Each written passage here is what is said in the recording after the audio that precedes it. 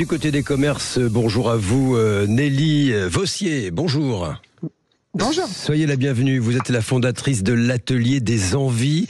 C'est à Châteauroux, c'est dans l'Indre, c'est bien ça, hein ?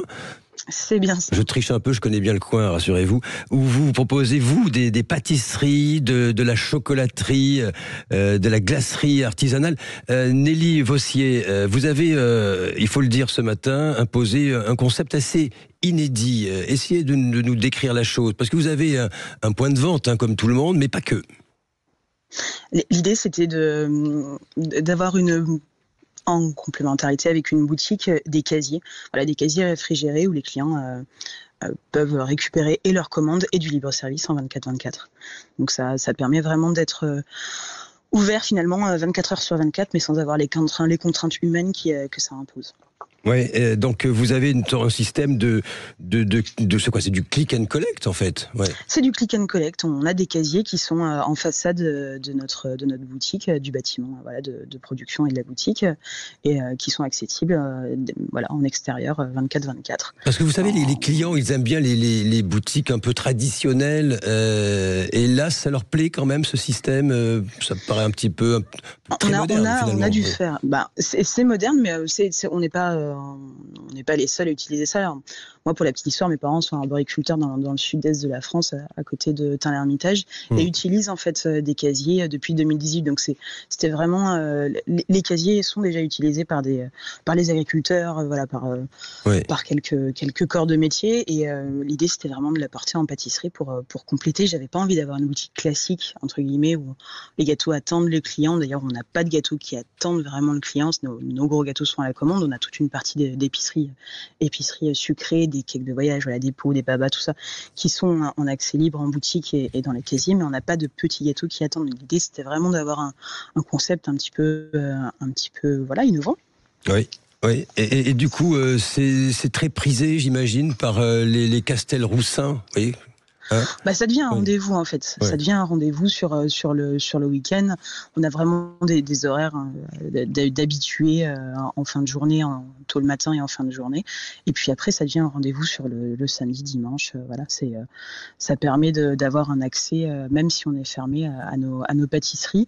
Nous, on a réussi, voilà, par les produits qu'on propose, la qualité qu'on propose, d'avoir une bonne réputation à Châteauroux. Donc, tout ça en travaillant du mardi au samedi. Qu'est-ce qu'ils vous disent les habitants, justement? Ils témoignent de l'originalité de ce système? Parce que c'est assez rare, en fin de compte. Ça commence un peu à exister pour d'autres produits, mais pas forcément la pâtisserie et le frais, comme ça, hein.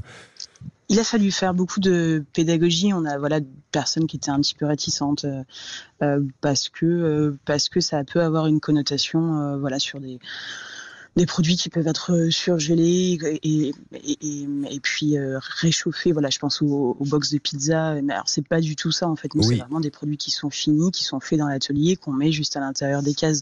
Donc, il a fallu faire de la pédagogie où les clients ont pu avoir peur c'était plus industriel. Non, c'est juste apporter, en fait, à l'artisanat une touche d'innovation et de modernité. Il faut être complémentaire et c'est complémentaire. Ça ne peut pas vivre sans une boutique. Moi, je n'y crois pas. Je pense pas que les boutiques autonomes comme ça fonctionnent. Je pense que c'est vraiment en complémentarité d'une boutique et de l'humain. On reste des humains, on a besoin de contact et nous on le voit.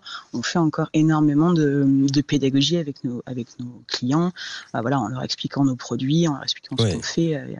Voilà. Nelly Vossier, vous êtes formée, hein, on va peut-être éviter de faire le tour de votre CV, hein, parce qu'il est quand même assez intéressant, assez long, mais vous avez éprouvé le désir de rentrer à Châteauroux? Alors moi je ne suis pas originaire de la, pas originaire de la région, mais non, moi je suis originaire de la Drôme. J'ai ma belle-famille qui est ici. Non, c'est différent, mais en fait ici j'avais la place de m'installer. J'avais la place d'ouvrir une boutique et de créer tout un univers autour. Donc on a passé toute la partie de confinement ici.